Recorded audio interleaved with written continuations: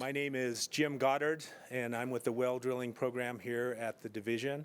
And we're going to kind of change course a little bit and talk in depth about wells, permitting of wells, and regulation of wells. It's kind of important to note right now why we even have this portion in the training. And the main purpose is because our division is unique in the sense that it's the only division outside of the Division of Occupational and Professional Licensing that licenses and regulates well drillers or a licensing group or entity. So pretty much every other license that you run into has to go through DOPL except for a well driller or a pump installer. That's through the state engineer's office. And I'm sure the legislature did it that way in order to make sure that groundwater is protected. They felt that maybe DOPL wasn't the right place for that to happen, but the state engineer's office was perfect for that. So it's interesting about pretty much everything you talked about up to this point has been about water right process, obtaining water rights. But now we're going to talk about how those wells are actually permitted. Some of that's been talked about already, but we'll go into that in detail, and a little bit about the regulation of wells and water well drillers and pump installers. So we'll get right into it. The training will focus on these aspects. I'll give a little update on well drilling in Utah, what's going on, who the drillers are, what kind of drilling is going on, and talk about that. And then some of the well permitting mechanisms. Basically, we get calls all the time, people wanting a permit to drill a well, not realizing that that permit is synonymous with the water right. If their water right's approved for that point of diversion underground, then they have the permit to drill the well, and they're given or issued a start card. And so I'll be using that word a lot, the start card. That's kind of like the permit or the authorization to drill a well in the state of Utah.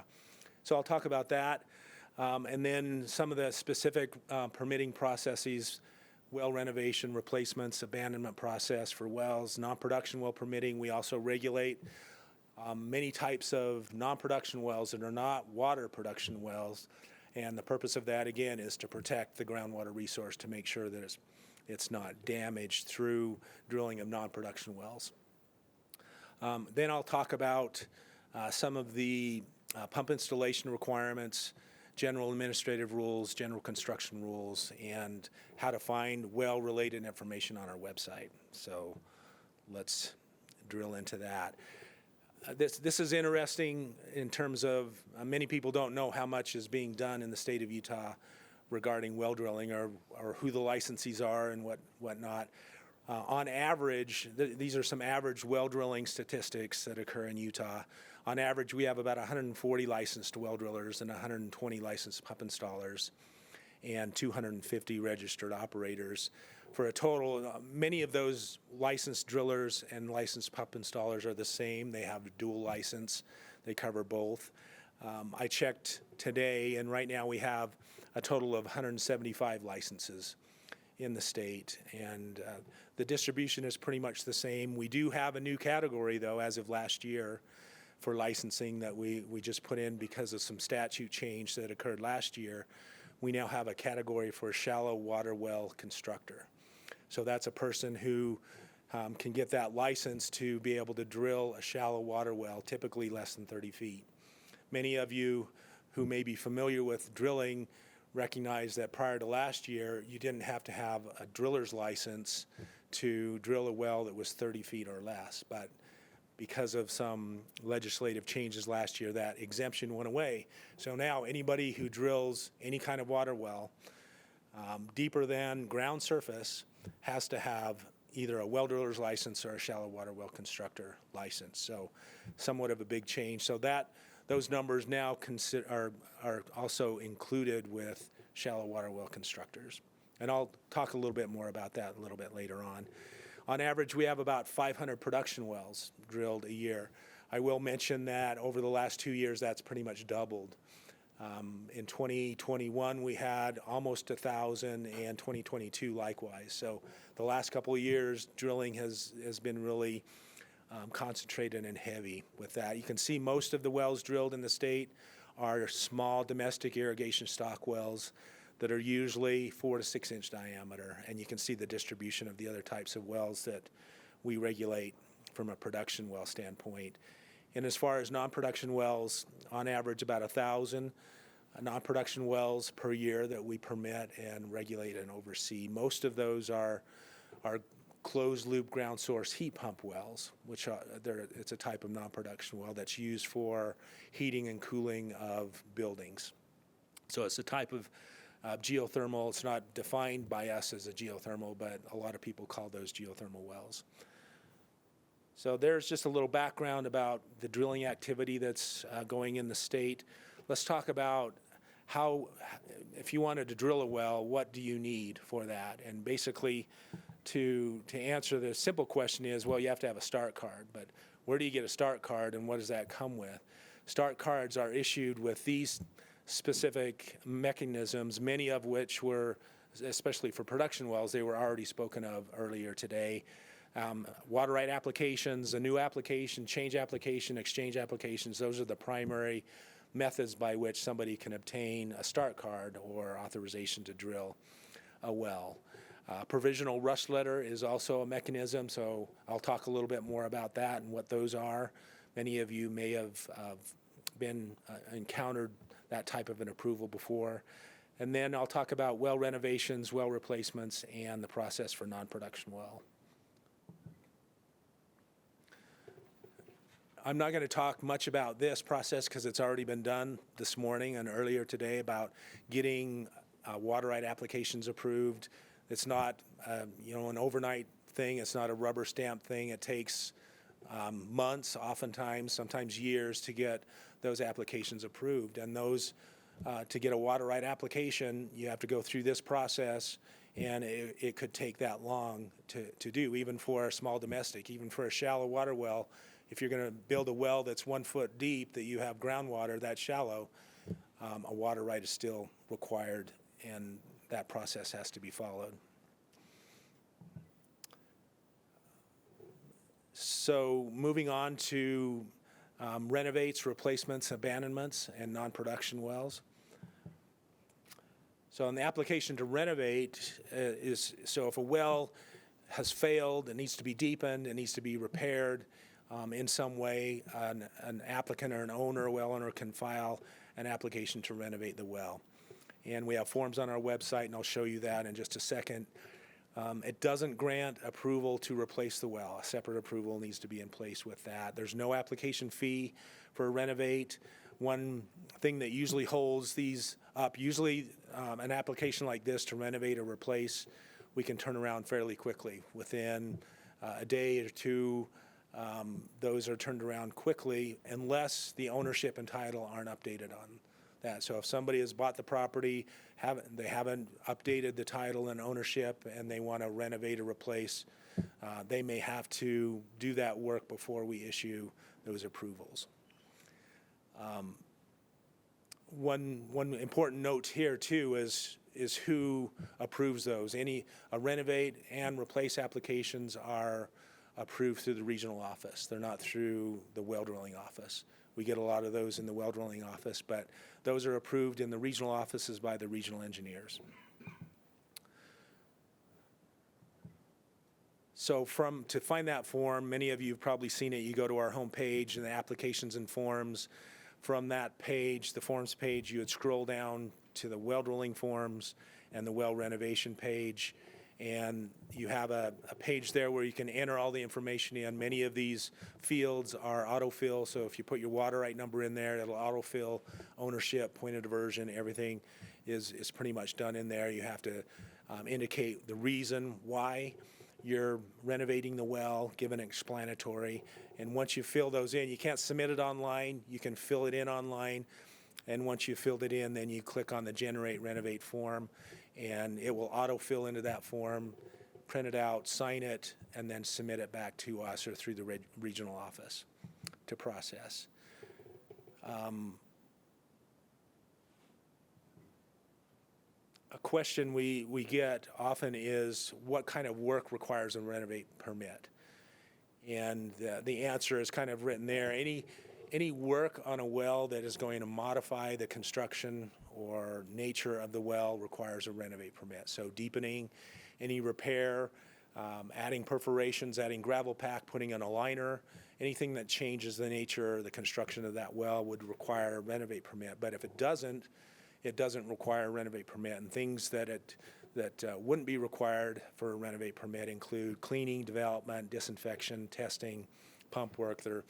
They're inside the well doing work, cleaning and whatnot, but they're not changing the nature of the well. So a renovate permit's not needed for that. However, you can see with the lines, it still needs to be done by a licensee, either a driller or a pump installer. And if they do that work, they still have to submit a pump log basically telling us what they did with that work, although it's not required to have a start card for that type of work. So moving on to replacement wells, pretty much the same thing, same process. With that, it doesn't take that long, just a couple of days usually, as long as everything is in order with the ownership and title. One of the big restrictions for filing a well replacement application is that it needs to be within 150 feet of the existing well. If it's beyond 150 feet, then it's likely that a change application would need to be filed to process that. Another big restriction or requirement for well replacement is the old well that they're replacing has to be abandoned, and that's in bold, a condition of approval of that replacement well. So that's important to know, because we still unfortunately see a lot of replacement wells where the old well, the owner just refused to have the licensed driller abandon that well for whatever reason. Cost, they maybe still want to use it, in which case they would have to move water back into it, because what happens in our process, when a well is replaced, all of the water rights within that old well are automatically moved to the new well. So there's no water rights in that old well anymore. And so in order to continue to use that well, they would have to move water rights back into it. So that's an issue that we're always fighting, it seems like. Again, there's no application fee for that. And when we receive a start card from the driller saying they're going to replace a well, we send them a well log to fill out for the new well, but we also send them an abandonment log for the old well, and we track those to make sure that they're both submitted. And if they're not submitted, the driller can't renew their license. There could be penalties associated with that to the driller if they don't do that. But just to say, we track both the new well and the replacement and the old well in that process. So same thing as far as the well drilling forms. It's the well replacement form, similar process as the renovate, and it needs to be signed, submitted to the regional office.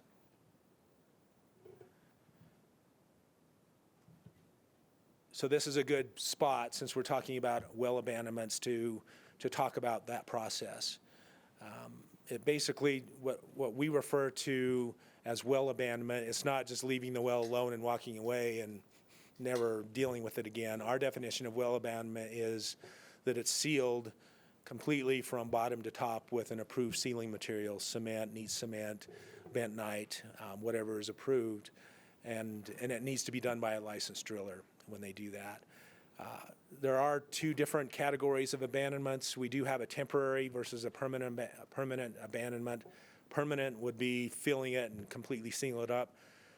We do have sometimes requests for a temporary abandonment in case where somebody might be drilling a well, they get down to a certain depth, they run out of money, or they need to continue to evaluate the geology to find out where the water is, if they want to deepen it further.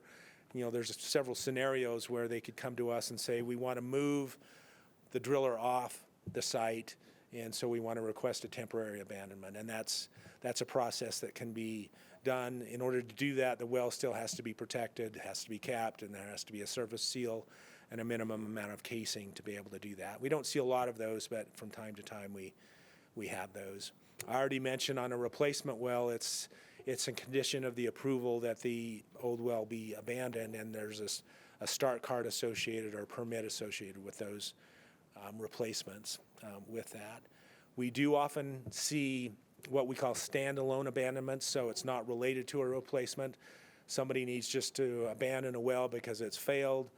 but they're not planning on replacing it or something in that manner. Oftentimes this was mentioned earlier today, if somebody files a change application to move water from an old well to a new location, oftentimes in the order of the state engineer, there's a condition that the old well be abandoned. And so when that happens and we get notice that somebody needs to abandon a well, there's no permit or start card associated with the standalone abandonment, but the driller, before they do that, needs to notify our office that they're abandoning a well and provide us information like the water right number and the location of the well. Okay, moving on to non-production wells. Like I mentioned, we regulate many different types of non-production wells, mainly because they interact with established aquifers, and we want to make sure that any wells that are put into established aquifers are safe and protect the resource when that happens. So I've listed here several types of non-production wells: test wells, cathodic protection wells, closed loop heat exchange wells, monitoring wells are just kind of the most common ones. There is, as far as non-production wells, there's still an exemption of 30 feet. So if a non-production well is less than 30 feet, they don't have to have a license to do that work or a permit to do non-production wells less than 30 feet. That's been the case for many years. It didn't change with this newest change last year. That only applied to shallow water wells. There's a form for that process that we have. There's no fee for non-production wells. Typically, they're processed either at the regional offices or in the well drilling office. We can do either one. One thing I will mention with test wells, however, many times people want to do a test well before they file an application for a water right in order to just see if there's water there and if it's of good quality and quantity, and they'll file a test well. Those are fine, and we're doing many more of those, but one thing as far as our process goes that it's important to know, oftentimes they get sent to the well drilling office, but just so you know, they always have to go through the regional office as well, the regional engineer. So if we ever get a test well, we make sure that the regional office reviews that just to make sure there's no potential issue down the road with filing or putting water rights at a location like that. So test wells are approved by either the regional office or possibly both the well drilling office and the regional office. So where's that? That's the first one in the well drilling forms, non-production well construction request. It's same process. You fill out the form online, and then you can create the printable form, submit it, make sure it's signed before you submit it to us. And again, just like the others, we process these fairly quickly. There is one exception to that is the rule states that we can take up to 14 days to review these, and pretty much the only type of well that applies to are closed loop heat pump wells. And the reason for that primarily is because in some situations that we've seen, those closed loop heat pump wells have actually impacted public supply wells, and some fairly significantly. And so before we ever approve those, we always look at the Division of Drinking Water's Drinking Water Source Protection Zones. We have that layer in our database, and we can review those and make sure. And if any of those wells are going to be located within a protection zone of a public supply well, we will notify the public water supplier, as well as any other possible entity like a health department, so that they're aware of that. And they may have to change their design, for example, and we've had that case before. So but for the most part, any other type of non-production well usually gets turned around fairly quickly in a matter of just a few days. No fee, I think I mentioned that one.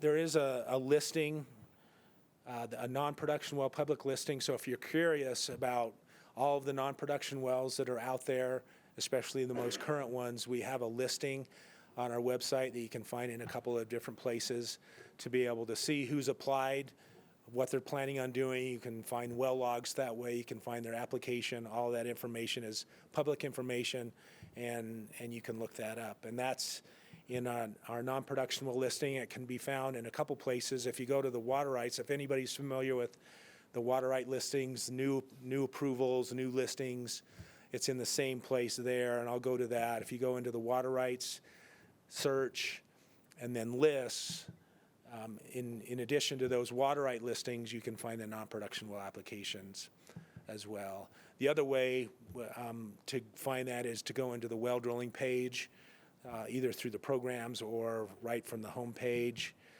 And on the left side of that page is the non-production well applications.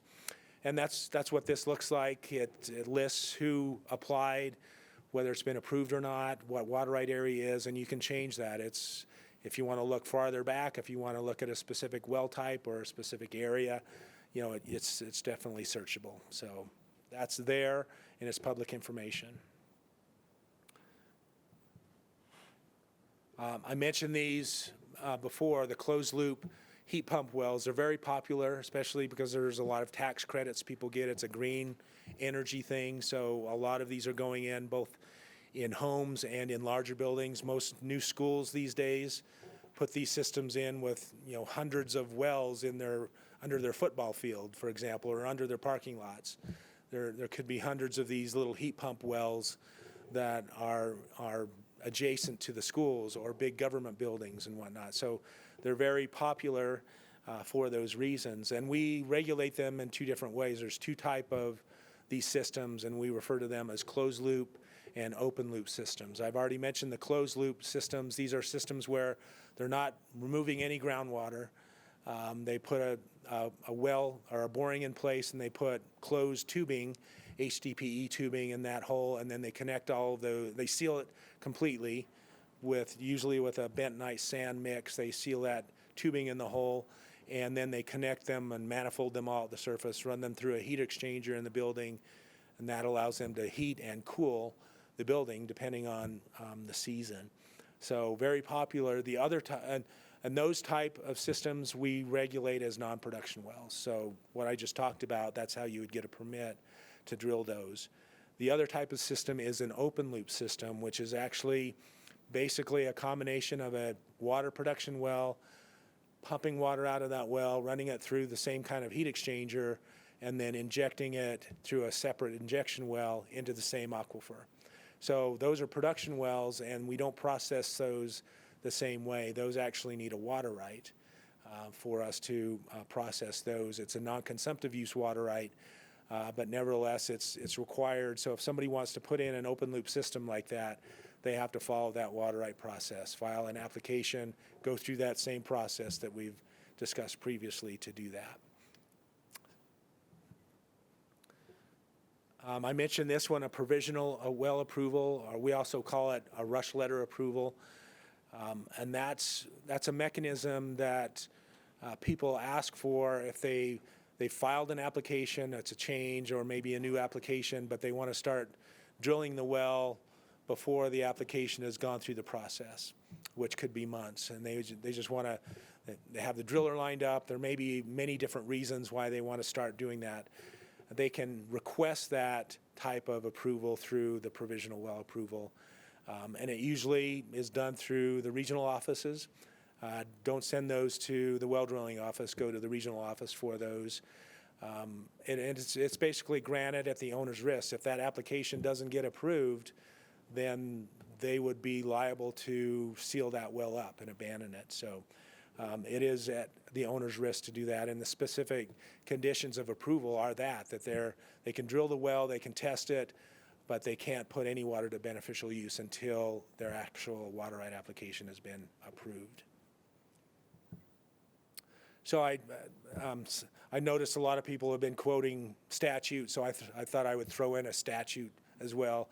This is the rush letter statute. It's in section 73-3-5, and I'm not going to read it, but you can see what it says. Basically, if the state engineer feels like there's justification and that it's not going to impair existing water rights, then the state engineer can approve those rush letters. So that's the statute associated with it.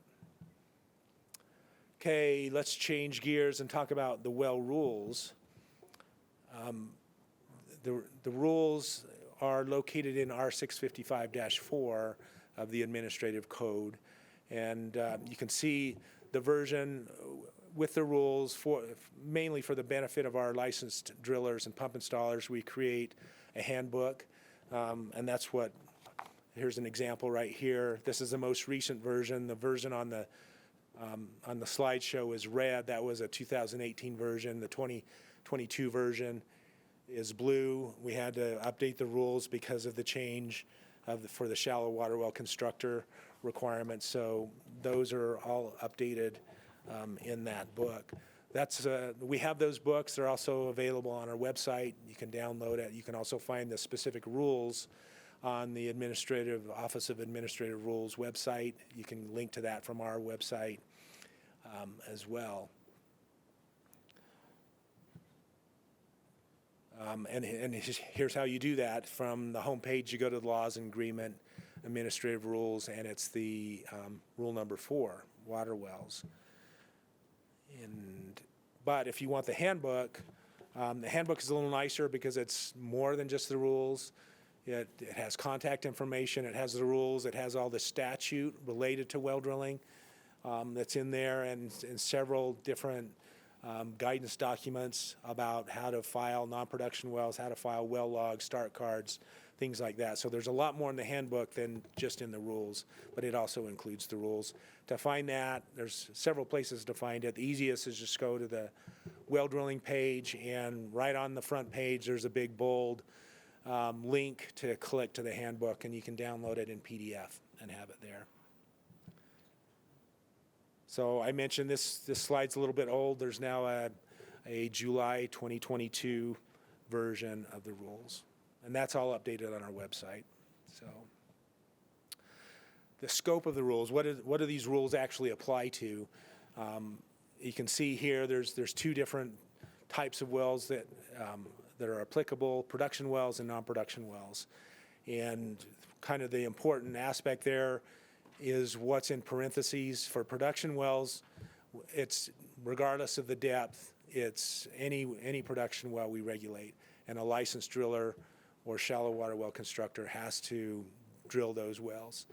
So it used to be that anybody, if a well was less than 30 feet, they could get their friend's backhoe out there or post hole digger or whatever the case and put the well in, and that can't happen anymore. It has to be done by somebody with a license.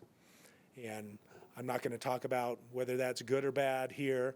That's a whole different story, but it is what it is. That's what the rule is now because of the legislation last year. If you're interested, it's House Bill 177 from last year's legislative session, and you can find out all about it. Or if you go to our webpage under well drilling, we have a lot of information about that change on that page as well. But I will say the new category, shallow water well constructor license, it's not a difficult thing to get. Somebody, even just a homeowner wanting to put in their own shallow well, can get this type of license. The main purpose of this whole thing is to make sure that there was a mechanism, a checks and balance way to make sure that whoever's putting these shallow wells in has a water right. Because the misconception prior to this is many people thought, oh, I'm putting in a 25-foot water well, I don't need a water right because it's not necessary. But that's never been the case. Even shallow groundwater requires a water right.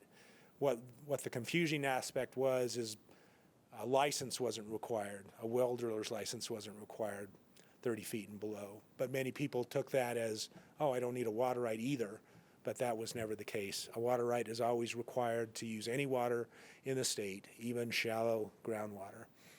So you can see the different types of production wells, different types of non-production wells that these rules apply to. Wells that are excluded from the rules, as I mentioned, non-production wells less than 30 feet, geothermal wells, and when I say geothermal, it's not the heat pump type wells, or greenhouse wells, or anything associated with those. The geothermal wells, by our statute and rules, are wells tapping into geothermal resources that are greater than 248 degrees Fahrenheit. So pretty hot stuff. In other words, the way we define geothermal wells are wells that are used for energy production to create electricity. So it's a whole different set of rules. We regulate those in our office too. That's not part of this training. If anybody's interested in geothermal wells and what the requirements and statutes are, I'd be happy to talk about that, but it's not part of this training. Exploratory or geotechnical boring, so any kind of hole in the ground where they're not leaving it open or putting a casing in it, we don't regulate that. Structure monitoring wells, for example, the one that's not on this list is oil and gas. I guess you could call those exploratory. So oil and gas wells we don't regulate because a different agency, oil, gas, and mining, regulates that type of drilling, and we don't. It's important to understand the definition of well drilling. It's the act of drilling, constructing, repairing, renovating, deepening, cleaning, developing, or abandoning a well. So anything related to that is going to fall under these rules and need to be done by a licensee. And in 2011, the legislature also added pump installer licensing to our responsibility. So now we also regulate pump installers. It used to be just well drillers we regulated, but now pump installers was added to that in 2011. And now anybody who does pump work commercially or for profit, professionally, has to have a pump installer's license. The legislature did put an exemption in the statute for that, that if you want to do the pump work on your own well, on your own property, you don't have to have a license to do that. So you can do the work on your own well. Talking about the administrative aspects of the rules, not the construction aspects. We've been talking about this already, but a license is required for drillers and pump installers and shallow water well constructors. And it's not that easy of a thing. I mean, we want to make sure that whoever's punching holes in our aquifers, they know what they're doing. And we have a fairly rigorous process by which they file application, pay fees. They have usually taking almost a day's worth of exams in order to verify and show that they have that experience. They have to post a bond with us. In order to renew, they have to have continuing education. So it's very similar to other professional licenses that are out there in terms of what they're required to do to obtain and keep those licenses. We also regulate rig operators, so the many people that are on the rig that are working for a licensed driller, we also register those individuals to make sure that they understand the rules and know what they're doing. But ultimately, the responsibility falls on the licensee if anything was to go wrong. We do have a kind of a separate from what was just spoken of as far as enforcement, we do have a separate process for well drillers. So anytime a well driller makes a mistake or causes problems, we have a separate investigation and enforcement process to deal with them. Some of the requirements during construction, they're required to drill at the right location. So one of the tests they have to take to get their license is a well location test to prove to us that they know, one, how to use a GPS or maps to make sure that they drill where the approved location is. Because if they arbitrarily move and drill at a location not approved, then that could impact or nullify the whole process of that water right that was just went through. So I think many of you know, but we have, as far as location and how far away from the actual approved location they can drill, the typical policy is 150 feet. So if a driller or somebody wants to move that well, they have 150 feet kind of leeway before they would need to check with us or file a new application and get a new approval for that. Some of the reporting requirements, and this is a big deal, especially anybody who's looked at our website. A key component of any water right, a lot of times, is the well log, just to make sure that there's information on how that well was constructed and how it was constructed properly. So all that process is submitted by, or starts with the start card when an owner gets a start card, they give that to the driller, which is the driller's verification that there's authorization. And then the driller, when they're ready to start, they have to notify us with the information on that start card. They can do it online, call us, send it in, whatever the case. And that starts a process with us. When we receive that start card, we send the driller a well log that they have to fill out. They have 30 days to do that, or an abandonment log. There's also pump logs. All of those logs we track from cradle to grave to make sure that we get them back. And we review every log that comes in to make sure it's accurate. That's probably the best way that we have. We also do inspections, field inspections, to make sure they're doing, following the rules. But really the well log is what we look at closest to make sure that they're following the construction requirements.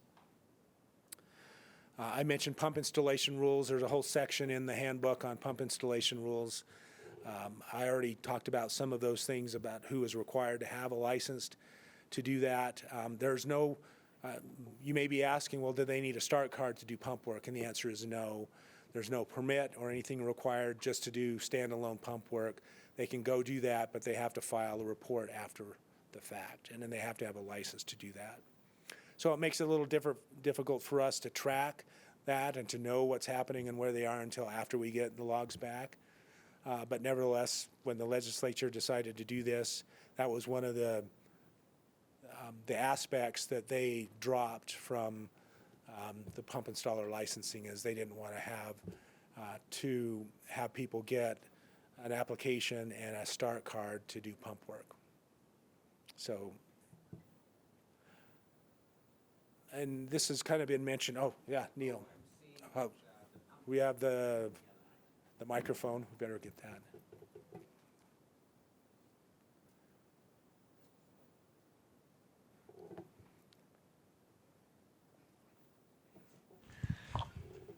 Yes, the pump log, that was optional before. Is it required now? It's never been optional.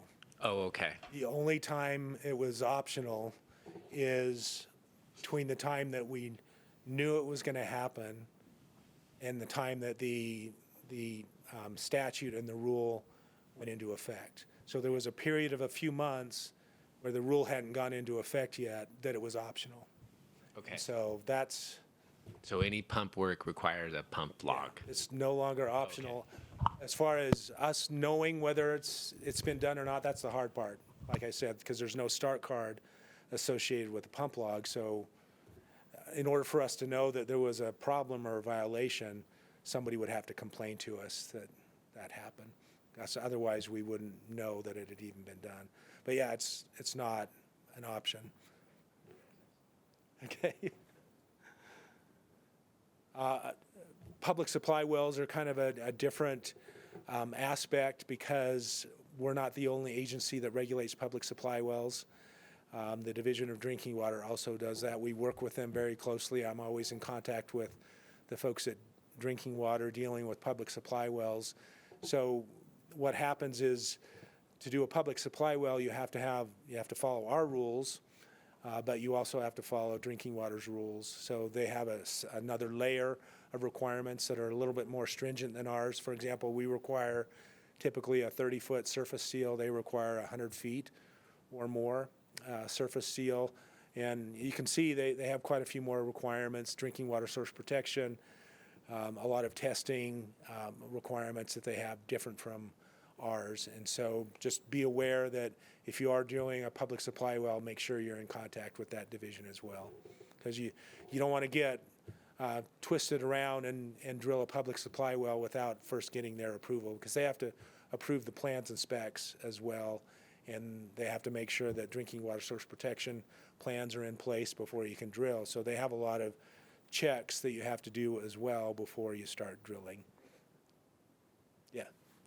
Do you guys have any, so if there's a public water supply well, and then somebody's wanting to drill a private well really close to that public water supply well, do you guys have any regulation on anything to do with that, or it's just you get permission to the well? Yeah, let's have him repeat that with the microphone. I don't, you want to try and repeat it? No, that's why I'm having you do it. So the question is, if you have a public supply well, and then there's a homeowner that wants to drill a private well close to that public water supply well, are there any more rules or regulations that you guys enforce on them, or On the public water supply? no, or on the private side? Well, yes, and that's all part of the water right process. If somebody wants to drill its domestic well next to a public supply well, during that process where it's opened up to the public during the protest period, I can guarantee you that public water supplier is going to protest that. And so it will get hashed out during that water right process for that. There are in certain circumstances too, so that's the main process. There's another process where, I mentioned this before, drinking water source protection plans, they create zones around a well depending on how fast the groundwater travels to the well. They have a 100-foot zone, a 250-day time of travel zone, a 3-year time of travel zone, and a 15-year time of travel zone. Especially if it's a municipality, they may have created ordinances in their jurisdiction to restrict that kind of activity within certain zones, especially the zone 2, the 250-day time of travel zone. They're a lot of times they don't want anything happening within that zone. So there may be a local ordinance that could restrict them from drilling in that. We wouldn't evaluate that because that's something separate, but we would evaluate that in the protest process. So it could go to a hearing and there could be issues with that. So, okay. Just a few well construction requirements. I won't get into a lot of detail for that because they're primarily for the licensed drillers to deal with. But just so you're aware, if you were having a well drilled, what kind of things they have to deal with and what requirements they have as they go forward. So I'm not going to talk a lot about it, but there are requirements, and you can review them all in this book. Requirements for the type of casing they use, joints, connecting those casings, screens, perforations, surface seals, and interval seals. That's probably the biggest thing that we're concerned about, to make sure that those wells are safe and not a potential contamination source for contaminated surface water to get into the well, or even contaminated shallow groundwater to get into the production zones. Formation stabilizers, aquifer protection, there's a lot on that, type of fluids and chemicals, lost circulation materials, cross-contamination, disinfection, a lot on aquifer protection. How the well can be completed at the surface. Most of you probably know that you can't just put a well at ground surface. It has to be at least 18 inches above ground. And there are other requirements for that too that you can see there. But and then just recently in the rules, there's now a new chapter in the rule book for shallow water well constructors as far as how those can be constructed. We just don't want somebody throwing a hole in the ground and not doing anything to protect that, even though it's shallow and the water's probably already compromised, at least with respect to drinking that. We still want to make sure that it's not going to make things worse if that's the case. So lastly, I just want to go over a few of the things on our website that might be of interest to you as you're going through to try to find well logs, to find information about well drilling. You can find a lot of that on our website. So from the home page, well, I already went into here as far as the forms from the home page, but if you're interested in finding out what the applications are for obtaining a license or a registration or the bonding requirements, those are all listed there too. One of the greatest search tools that I think our website has, that's our interactive map tool, because you can find about everything. If you go to the map, you can find pretty much anything you need about a water right or wells or anything like that. So I just wanted to plug that again. If you go to the map search from our home page, there's a lot of great information. There's a layer, if you haven't noticed, for well logs. So if you only want to look at well logs, you can turn that layer on. It's not automatically on. You'll have to turn that one on. And it will show you all of the logs, and you'll be able to print or find the hard copies of the well logs for all of those. So that's That's very helpful information. There's just an example of what that would look like in a zoomed-in area. You could click on those little icons and pull up all the information on the water right as well as the well log, and that's all great information that's there. So there's a lot more about the map server. Jim will talk about that more, a lot of tools and the different tabs and layers that are available on that, but it's a very powerful tool if you're looking for anything related to water rights or well logs. You'll be able to find a lot of good information on the well drilling page. That's one of the icons, the links right on the home page under well drilling. Kind of the narrative that's on that page describes what I've already talked about, what the scope of the well drilling rules are, and you can link to the handbook as well. But on the left side, there's just a whole series of great links that you can find a lot of information on. The first one is the list of licensed drillers and pump installers. So that's probably the most commonly used link related to well drilling, to find out who's licensed, what they're doing, and you can see the drop-down box there. You can list the licensed drillers many different ways. One thing that's now added to this that you don't see there is there's now shallow water well constructors, so you can see who has a shallow water well constructor license on there too. Any one of those drillers, licensed drillers or pump installers you see there, you just click on them and it links you to their page. They have their own page on our website. You can get their contact information. You can see where they're drilling now. You can see all of the logs that they've done in the past, that they've submitted logs, and you can grab those and pull those logs up from there. So it's a great resource there. The well drilling database, there's a lot of great information. If you go to that one, you can pull pump installation reports. Non-production well list is a link there. Our location calculator, a map server to bring up that same map that I just had. But an interesting one, if you wanted a little more detailed search on wells or well logs, you can click on the location search.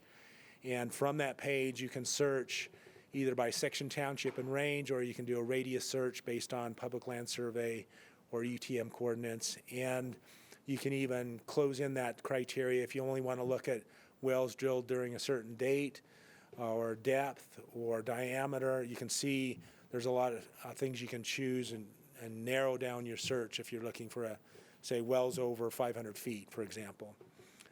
So a great tool to be able to search a little more specifically. Well drilling statistics, like those statistics I showed at the very beginning, you can find out a lot of information about what is happening in terms of well drilling. This is a year-old slide, so there's now a 2023 segment there.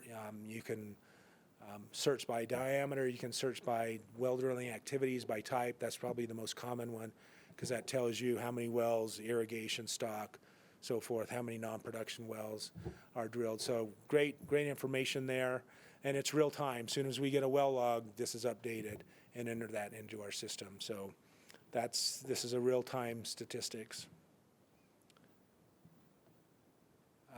One that's, and I'm skipping a lot of those links too, but there's a lot of good information there. But for the sake of time, one helpful one is the well drilling links. So if you want links to other agencies or entities that have something to do with well drilling, those are here. You can see Water Resources, Drinking Water, UGS, USGS are all listed there if you want to look at that. Division of Drinking Water's on there, Division of Water Quality, and as well as the Well Driller and Pump Installer Associations. There is a Well Driller Association in Utah. They call themselves the Utah Groundwater Association. So they're an association that assists their industry, drillers, suppliers, anything associated with well drilling. And well owner information. We get a ton of calls from people saying, how do I drill a well? What's the process? What is a well? These are 3 great links to national entities that provide information to well owners about drilling a well and operating a well and maintaining a well. So some great information right there. So that's that's really about all I wanted to talk about. That's probably deep enough in well drilling, but if anybody has any more questions, I'd be happy to answer those. Everybody knows everything they need to know about well drilling. I love it. Yes.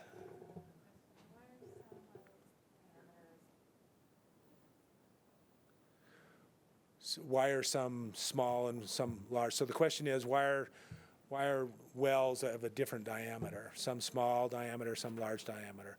It really kind of depends on how much water they plan on taking out of that well. So the slide that I showed you, where most of the wells are between 4 and 6 inch diameter, those are domestic wells. So it's just one house. They just need to have a 6 inch well to pull maybe 10, 20 gallons a minute out of that well. And a 6 inch or a 5 inch or 4 inch well, that's big enough to be able to supply that kind of a demand. Whereas a public supply well, for example, that's going to be on the order of 20 inches in diameter, because they're not looking at 20 gallons a minute, they're looking at 2,000 gallons a minute or even more. And in order to produce that kind of water, you have to have that diameter of a well. So it really sort of depends on the nature of use of the well. With irrigation wells are bigger just because they need more water out to irrigate. So that's really the main reason why. So good question. All right, yes. Jim?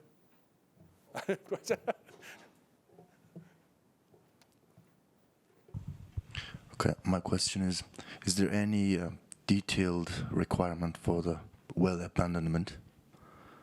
The standard or requirement? As far as how the actual Yeah. physical process of doing that? Yeah, process and requirement of that. You mentioned the bentonite or cementing the Yes. from the bottom to top. Yeah.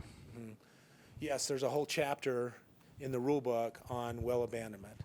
And it talks specifically about what the approved materials are, how they place that material. And so there are quite a few requirements that they have to go through. They just can't go, pull a cement truck up onto the well and just start dumping it in the well. It doesn't work that way. It has to be tremie piped in, for example. A pipe has to go in the well, and they have to pump the grout down to the bottom and allow the grout to come up and fill it up. So yes, there's a whole chapter in the rule book on well abandonment that they have to follow. See. Okay, well, thank you for your time.